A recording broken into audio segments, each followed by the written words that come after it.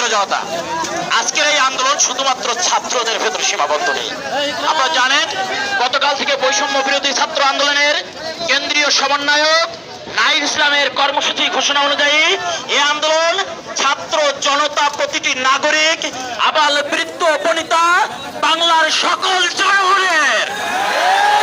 সুতরাং আজকের এই আন্দোলন থেকে ঘোষণা দিতে চাই, আমাদের যে অসহযোগ আন্দোলনের ঘোষণা দেওয়া হয়েছে, এই আন্দোলনটায় যদি আপনারা সহযোগিতা করেন, আপনারা দীর্ঘ 16 বছর নির্যাতিত নিপীড়িত, আপনারা এদেশের মানুষের, এ সরকার তো গুলি করেছে শুধু ছাত্রদের না, এদেশের প্রতিটি মানুষের হৃদয়ে গুলি করেছে। প্রিয় ছাত্র জনতা, আপনারা জেগেছেন, সময় বারবার আসবে না, কিন্তু যদি বাকশালীদের